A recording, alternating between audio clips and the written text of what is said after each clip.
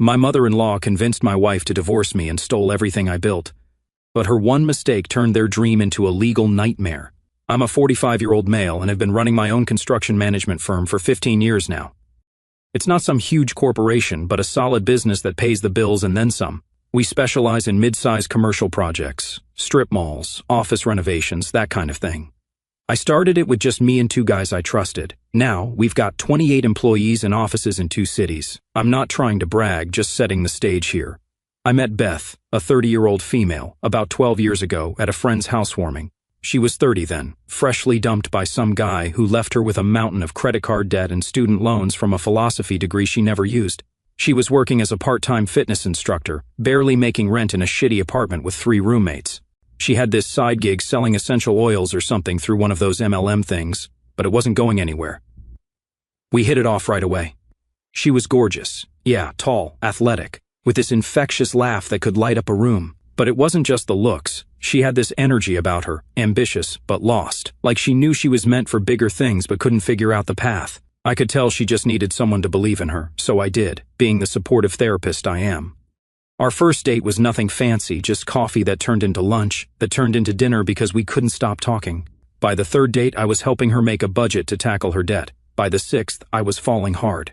There was just something about her determination that got me. She wasn't looking for handouts, she wanted to build something of her own. After we dated for a few months, I helped her consolidate her debt. I wasn't trying to be her savior or anything, but watching her stress over minimum payments while interest piled up was stupid when I could help.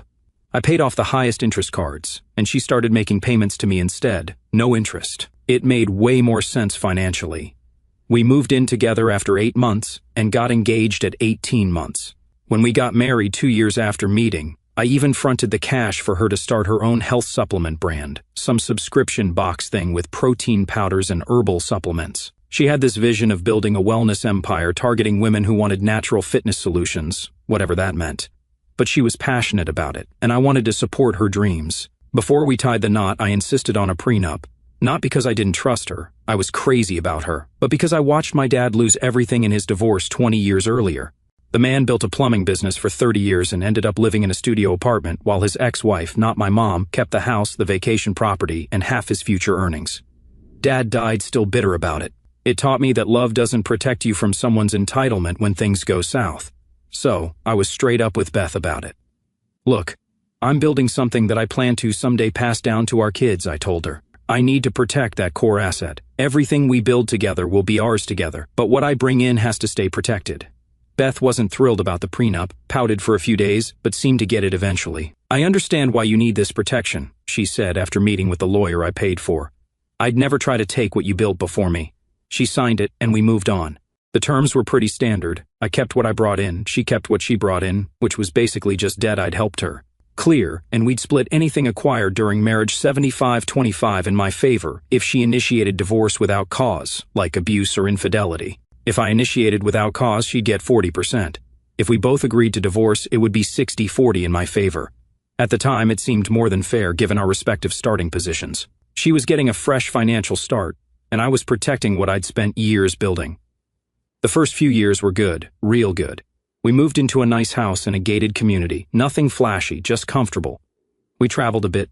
Her business grew steady, not huge, but respectable. She had about 5,000 subscribers at the peak, bringing in maybe $30,000 to $40,000 in profit annually. I was proud of her hustle. She'd post workout videos, nutrition tips, all that stuff, and built a little community. I never micromanaged her business or her spending. We had separate accounts for personal stuff, joint accounts for household expenses, and her business had its own accounts that I helped set up but didn't touch. I just wanted us both to thrive in our lanes. But around year 5, things started shifting. First, it was small stuff. She'd drop $800 on a purse without mentioning it. When I brought it up, she'd say, "Don't you want me to look good? It's an investment in my brand image."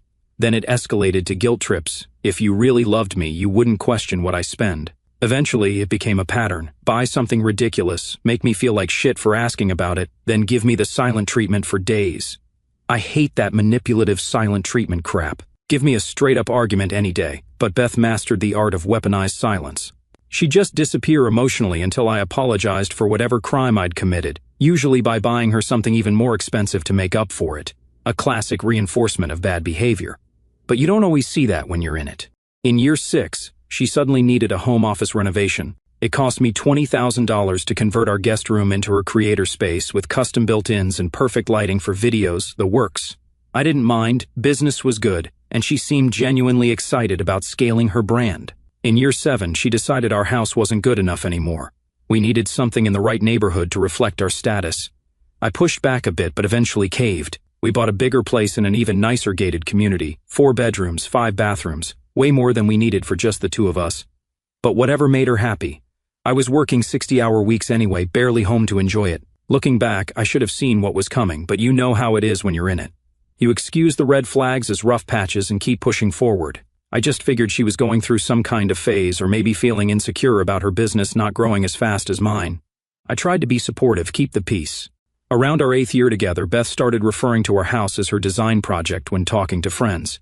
The first time I heard it, I laughed it off. By the 10th time, it bugged me. We'd picked everything together, and I'd paid for 90% of it, but suddenly she was acting like she'd created this amazing space all on her own. She started hosting these wellness brunches at our place, where she'd invite a bunch of women over. I'd come home to find these groups of women sitting around our living room, drinking green smoothies, and talking about manifesting abundance or whatever.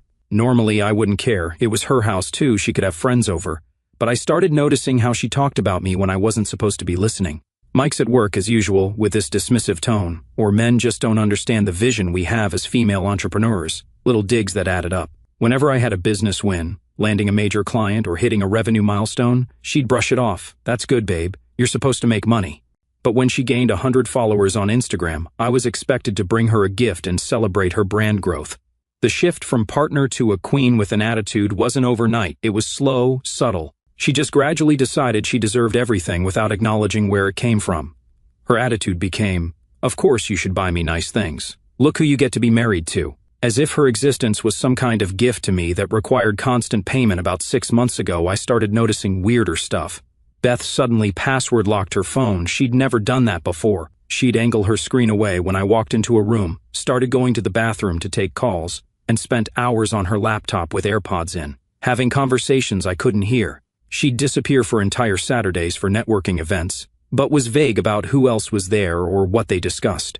She started listening obsessively to these self-empowerment podcasts, with titles like Taking What You Deserve and The Value of a Wife, leaving the episodes playing on our smart speakers sometimes. Between the usual fitness and wellness accounts were these random lawyers and women's financial coaching pages I'd never seen before. One coach's bio said something weird like, helping women secure the bag their husbands didn't know they packed. Another had this tagline about reclaiming your worth in a relationship and asset protection strategies for modern women. I scrolled through her recent activity, trying to understand why Beth would follow these accounts. That's when I noticed her search history had stuff like marriage contract loopholes and documenting emotional patterns in relationships. There was even a search for how to prove controlling behavior.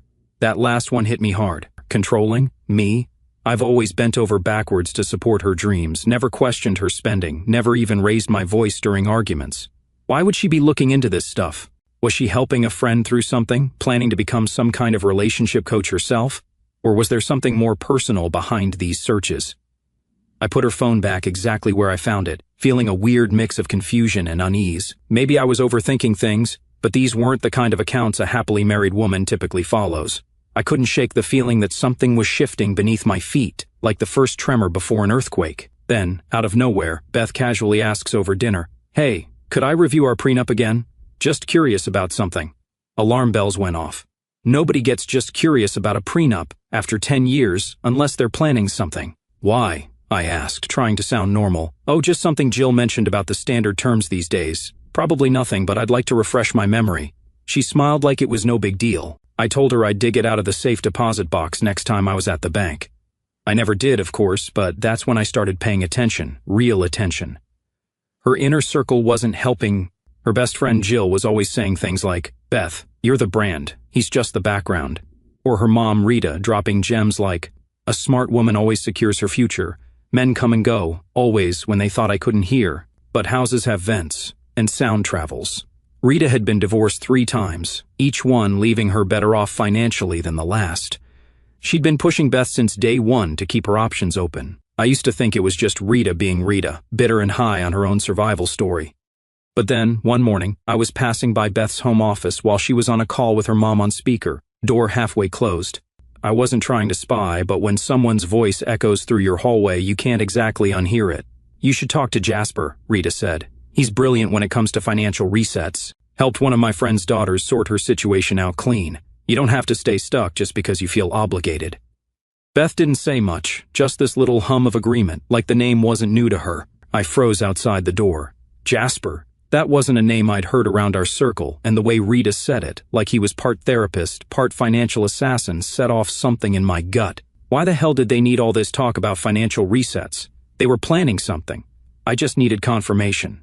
That night, I asked Beth casually, "Who's Jasper?" She barely blinked. "Oh, just someone Jill mentioned from a finance group." Cool insights. Then she changed the subject like it was nothing. But it wasn't. I checked her Instagram. There he was, Jasper, late 30s, polished, smug, bio full of red flags, helping women reclaim power from financial imbalance. It was a playbook, one designed to bleed men dry. I wasn't confronting Beth yet. I needed to be sure. I asked one of our mutual friends, Kim, at a group dinner. She froze. "No idea who that is," she said, too fast. Tara, another friend, slipped up over coffee. "I think maybe that's the guy from her investment group." Then she changed the subject like it burned her tongue. That was enough. I had my answer. So, one Thursday, I told Beth I had a site inspection across town that would run late. Instead, I wrapped up early and came home around 3 p.m.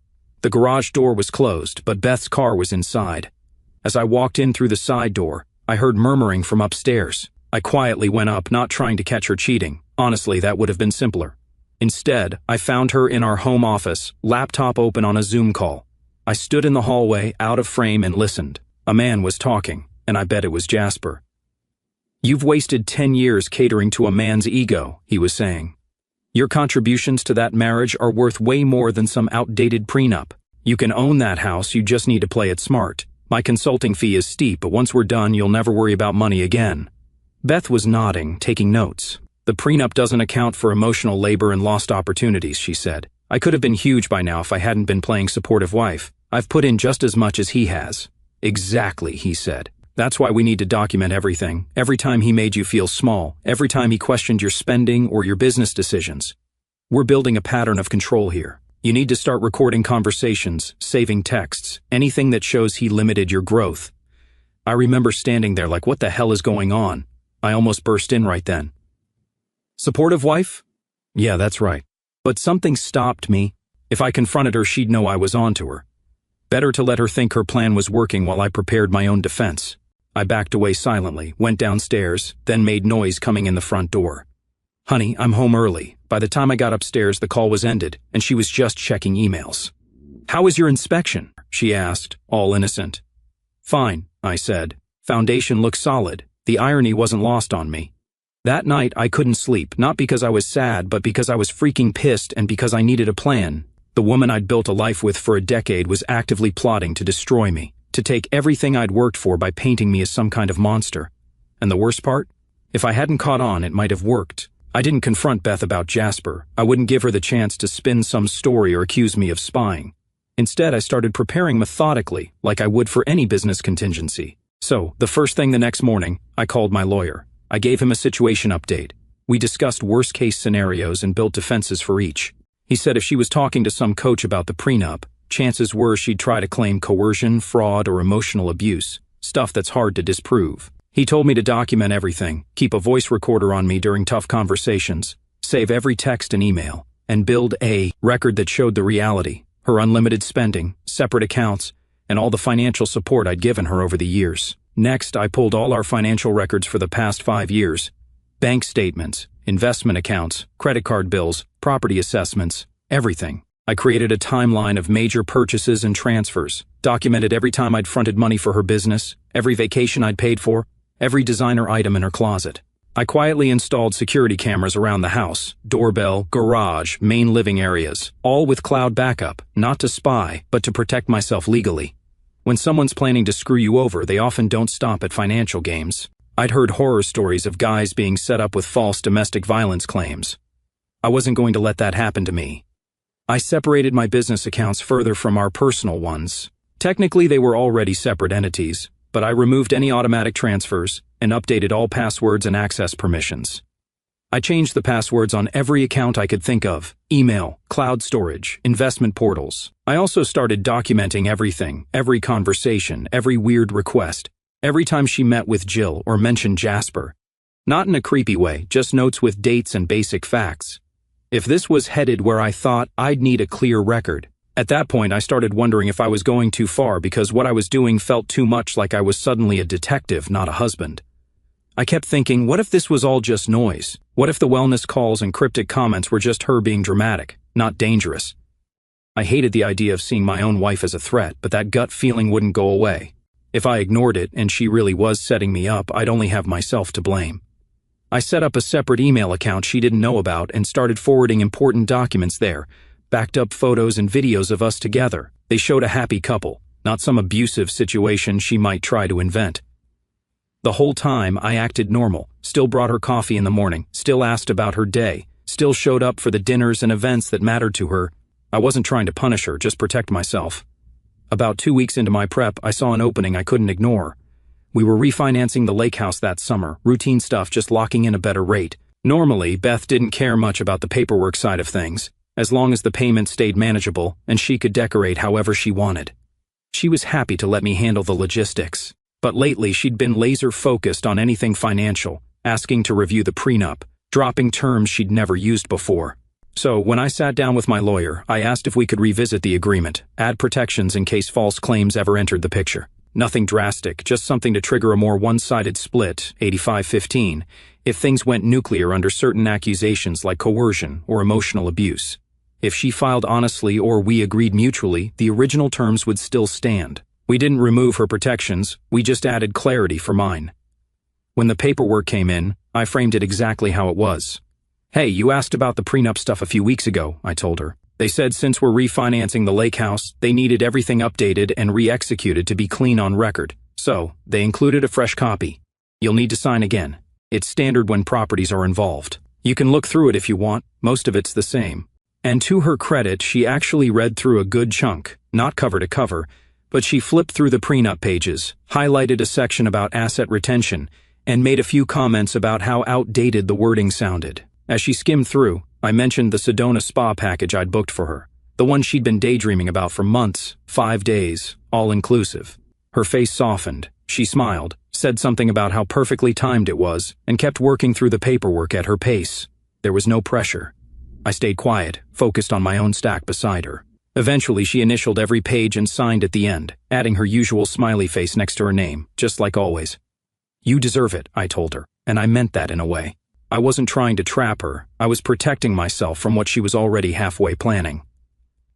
After she got back from the spa retreat, the tension was unbearable. We weren't arguing, but we weren't normal either. Every word felt careful, every glance too controlled. She smiled like everything was fine, but something had shifted, and I knew she felt it too. We were both quietly sizing each other up. What hit me hardest was the confusion. I gave everything to that relationship. Time, money, support, whatever she needed, I was there. And for a long time she seemed genuinely happy. Not fake, not forced happy. So why now? Why twist something solid into a strategy? It made no sense unless happiness had just been part of the act. 2 weeks later, Tara was hosting a birthday dinner at her place. Just close friends, Beth said, which meant Jill, Rita, a couple from her fitness studio, and that guy Dan who did her brand photography. Not my crowd, but whatever. I played nice, made small talk, complimented the food. During dessert, Beth held her glass and stood up. "I want to toast to Tara on her birthday, and to all of you amazing people who've been part of my journey," she said, all misty-eyed. "You've watched me grow from a struggling fitness teacher to building my brand, and now I'm entering a new phase of rediscovering myself. Maybe solo."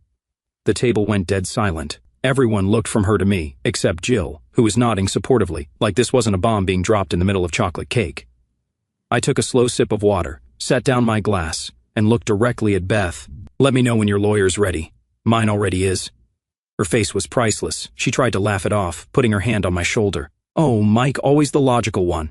I'm just talking about personal growth." "Logically speaking," I replied calmly, "this sounds like a negotiation. My counsel is standing by." Then I turned to Dan and asked about his new camera equipment. Just moved the conversation along like nothing happened. Beth stood frozen for a minute before sitting down. Jill mumbled something about an early morning and left before coffee. The party broke up pretty quick after that. That night, Beth tried damage control, claiming I'd misunderstood her toast. I just nodded and said, "Time will tell if so." She glared. "I'm taking everything, Mike. The house, the business. You'll be left with nothing. You'll be nothing without me anyway." I cracked a half smile. "Then this should be easy for you." 3 days later, the official divorce papers arrived. Game on. I knew it was coming, but seeing those papers still hits different. Beth filed on a Tuesday. By Wednesday, her lawyer was calling mine with a settlement offer that basically ignored our entire prenup. She wanted 50% of everything, including my premarital assets and business equity, plus the house, plus alimony based on my potential future earnings. It was delusional. When my lawyer told me the offer, I actually laughed. "Is she serious?" "They always start high," he said, "but there's more. They're filing for an emergency financial order to freeze joint accounts pending resolution." That wasn't funny. That was a problem. Within 48 hours, our joint accounts were indeed frozen by court order. Her filing claimed I was hiding assets and making threatening statements about financial abandonment. Complete bullshit, but effective. The court plays it safe with these claims initially. More followed. Her complaint included vague allegations of patterns of control and emotional manipulation, claimed I isolated her from friends despite the countless social events she hosted at our house, belittled her business aspirations despite fronting the capital and ongoing expenses, and used financial leverage to keep her dependent despite the separate accounts and unlimited spending. Reading it made me sick, not just because it was false, but because someone I'd loved for a decade could so casually paint me as a monster to get more money. It was calculated character assassination, plainly meant to pressure me into settling just to avoid the public smear. Then the real ambush began. Her lawyer convinced a judge I might be cooking the books at my company. Next thing I know, I've got some court-appointed bean counter crawling through every invoice and receipt from the last 3 years. This wasn't just about our marriage anymore. They were coming after my business, the business I'd built before I even met Beth. The auditor questioned everything. Why did this project go over budget? Why was this employee paid a bonus? Why did we use this vendor instead of a cheaper alternative? Every business decision I'd made was suddenly suspect. My CFO spent days pulling documentation instead of doing his actual job. Someone, gee, I wonder who, made an anonymous complaint to my company's HR department, claiming I created a toxic work environment and was emotionally unstable due to divorce proceedings. HR had to investigate, which meant awkward conversations with my team and executives. "Look, Mike, we know this is bullshit," my VP of operations told me, "but we have to go through the motions. It's impacting morale, though. People are worried." I had to call an all-hands meeting to address the elephant in the room. "Yes, I'm going through a divorce. No, it won't affect the company's stability or your jobs. Yes, there are some legal proceedings involving our finances. No, there's nothing improper to find. Let's all stay focused on our projects." Easier said than done. The distraction was constant. The cherry on top, one of my biggest clients, a commercial developer I'd worked with for 8 years, called to express concerns about whether my personal situation would affect our ongoing projects. I had to drive to their office for an emergency meeting to keep them from pulling 3 contracts worth over $1 million in revenue. He eventually agreed to keep us on, but with additional oversight that we'd never needed before. The trust was damaged. The hits kept coming. My business line of credit suddenly got reviewed by the bank. My personal credit score dropped 85 points from all the inquiries. The health insurance company accidentally removed me from our family plan. My mail started disappearing from our box, including court notices, which nearly caused me to miss a hearing. For 2 weeks straight, I barely slept, not because I was heartbroken over Beth. That ship had sailed the moment I heard her plotting with Jasper, but because everything I worked for was under threat, my company, my reputation, my financial security, all because I married someone who decided my decade of support entitled her to everything I owned. My lawyer kept me grounded. "This is exactly why they're going nuclear," he explained. "They want you desperate, sleep-deprived, and willing to settle just to make it stop. Don't give them what they want." I'd sit on my deck at 3 a.m., thinking about the situation. I was watching a woman who lived rent-free in a mansion I paid for try to paint me as the villain while cashing checks with my name on them. The whole time, Beth was posting these vague, inspirational quotes on Instagram, stuff like, "Sometimes walking away is the strongest move and know your worth, then add tax." Her followers ate it up, commenting how brave she was, if they only knew. This wasn't about love anymore. This was financial warfare, and despite the initial hits, I still had 2 aces up my sleeve. The weeks after Beth filed were brutal. The legal system isn't built for innocent people. It's built for process, and that process is slow, expensive, and favors whoever strikes first with the most dramatic claims. Every morning started with some new emergency. A motion filed, an account frozen, a demand for documents that would take days to compile.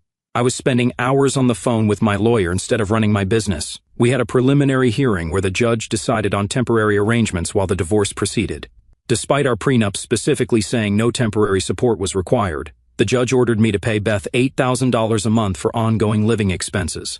This on top of the fact that I was still paying the mortgage on our main house where she was living, plus all the utilities and insurance. The judge's reasoning: Beth had become accustomed to a certain lifestyle and needed continuity during this difficult transition. Never mind that she was the one who chose to blow up our marriage, or that she had her own income from her business. My lawyer tried to argue that the prenup covered this exact scenario, but the judge basically said, "That's for the final hearing to decide. For now, we maintain status quo." Status quo meaning Beth gets to live expense-free while I bleed cash. The court also appointed a forensic accountant to determine the true value of my business, at my expense, of course. This guy charged $400 an hour to tell me things I already knew about my own company. The audit was destroying us from the inside. The court-appointed accountant demanded access to everything: client contracts, profit margins, salary structures. My office manager was working overtime just to comply with document requests. 3 of my project managers were getting deposed about company operations. Clients were getting nervous about confidentiality. One client actually pulled a $200,000 renovation project, citing uncertainty about your company's situation. That meant I had to lay off 2 guys I'd just hired specifically for that job. Having to tell them, sorry, no work after all, was gut-wrenching. Beth's lawyer was also demanding copies of every text, email, and social media message I'd sent or received in the past 3 years. The justification: looking for evidence of hidden assets or abusive patterns. It was a fishing expedition designed to find anything they could twist into their narrative. One Tuesday morning, I walked into the office to find my executive assistant in tears. "I'm so sorry," she said, handing me a letter. "I got subpoenaed for your divorce case. They want all my texts and emails with you for the past year." Turns out Beth's team was fishing for anything they could use: inappropriate messages, financial discussions, schedule details that might indicate secret meetings. There was nothing to find, but the invasion felt personal. They were dragging innocent people into our mess. My assistant wasn't the only one they subpoenaed. My business partner, my brother, even my elderly mother, anyone who might have information they could use against me. My mom called me crying, afraid she'd say the wrong thing and hurt my case. She's 76 with a heart condition. The stress wasn't good for her. The temporary financial order meant I was living on a court-approved allowance for my own money while the case proceeded. I had to submit receipts for anything over $500 to the court to prove I wasn't dissipating assets. Meanwhile, Beth had somehow gotten approved for a higher monthly stipend than mine, despite having virtually no living expenses. The system at work. I had to move out of our house, the one I paid for, and into a 1-bedroom apartment, not because the court ordered it, but because staying under the same roof as Beth was becoming dangerous. She was baiting me into arguments, then recording them secretly once I caught her editing a recording of us discussing bills, cutting out her provocations and leaving only my frustrated responses. My attorney costs were approaching 6 figures. The business disruption was costing more. I had to take out a personal loan just to keep up with all the expenses, legal fees, temporary support, 2 households, plus the ongoing company audit. I had to lay off 2 more employees because we'd lost another major contract during all this chaos. That was the lowest point, watching good people lose their jobs because of my personal drama. People with families, mortgages, all collateral damage in Beth's war against me. On top of all that, my doctor diagnosed me with stress-induced hypertension, started me on blood pressure meds at 45 years old, and said if I didn't get my stress under control, I was headed for a heart attack. I'd lost 15 pounds without trying. I just couldn't eat with all the stress. I almost gave up. My friends tried to be supportive, but most were couples who knew us both. They felt caught in the middle. A few guy friends stuck by me, but others went silent, afraid of getting dragged into the mess. The isolation was almost as bad as the financial bleeding. That night, I sat in my sad apartment, looking at settlement scenarios, give her the house and 40% of everything to make this go away. It would hurt, but at least there'd be certainty. I could rebuild, maybe sell the business and start over somewhere else. As I stared at those numbers, something clicked. This felt familiar, like I'd been here before, ready to cave just to end the pain. Then I remembered, this was exactly what Beth did to me for years. Create enough discomfort that I'd pay any price for peace. Not this time. I called my lawyer at 11 p.m. We're not settling. Not 1 cent more than the prenup specifies. In fact, I want to countersue for legal fees based on bad faith negotiations. He sounded more awake than anyone should at that hour. That's what I wanted to hear. And actually, I've been doing some digging that might interest you. I told him to try his best. 2 days later, my lawyer and I met with Beth and her lawyer for a settlement conference. I hadn't seen Beth in person since she moved out. She looked good, new haircut, expensive outfit, trying to project success. Her lawyer started with the usual about amicable resolution and fair division, then laid out their final offer, still ridiculous but slightly less delusional than before. They'd generously come down to 45% of all assets and reduced alimony demands to just 7 years instead of permanent. My lawyer let them finish, then slid 2 folders across the table. "Before we respond to your offer, we have some information to discuss," he said calmly. He opened the first folder. "This is the prenuptial agreement Mrs. Reed signed when you married, a standard document, fairly generous given the circumstances." Beth's lawyer nodded impatiently. My lawyer opened the second folder. "This is the updated prenuptial agreement Mrs. Reed signed 5 years ago during your mortgage refinancing on the Lake House property." Beth's head snapped up. "What updated agreement?" My lawyer continued like she hadn't spoken.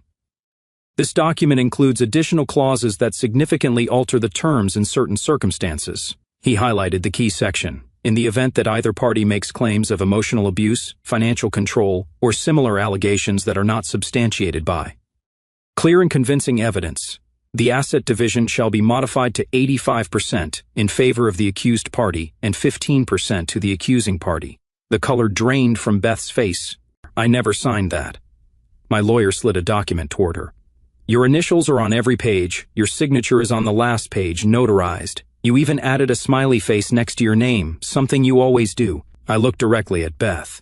"You did read the document, right? You initialed every page. Or were you just rushing to get to your luxury retreat in Sedona that weekend?" She had no answer because she hadn't read it. She'd been so excited about the 5-day spa retreat I'd surprised her with. She'd signed whatever I put in front of her with minimal explanation. Gold digger classic moves. Just refinance paperwork, I'd said, which it was, partly. Her lawyer tried to recover, but mine wasn't done. "We hired a forensic accountant," my lawyer said, opening another folder. "Mrs. Reed forgot to disclose $320,000 in jewelry, wired $175,000 right before filing, and faked her business reports." He showed transfers Beth made to an LLC in Wyoming that traced back to Jasper. Then came the emails we recovered.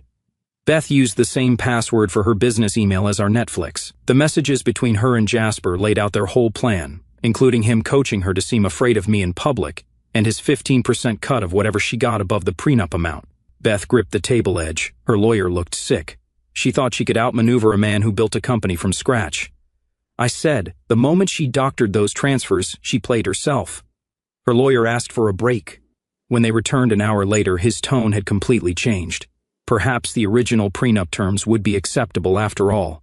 My lawyer pushed harder, demanding the updated agreement terms and legal fees. 2 days later, they caved completely. Long story short, 1 month later, the divorce was final. Beth got her 25%, nothing more. I kept the house, my company, and my dignity. Of course, Jasper ghosted Beth when the money wasn't what they'd planned. Her supplement brand now offers financial empowerment for women seminars. The irony isn't lost on me. Me? I'm dating again, a real estate agent who makes her own money and hates drama. No moving in, no joint accounts. The prenup lesson from my dad was the best inheritance he ever gave me. Beth didn't want a husband, she wanted a mark. She just picked the wrong one. Play stupid games, win stupid prizes.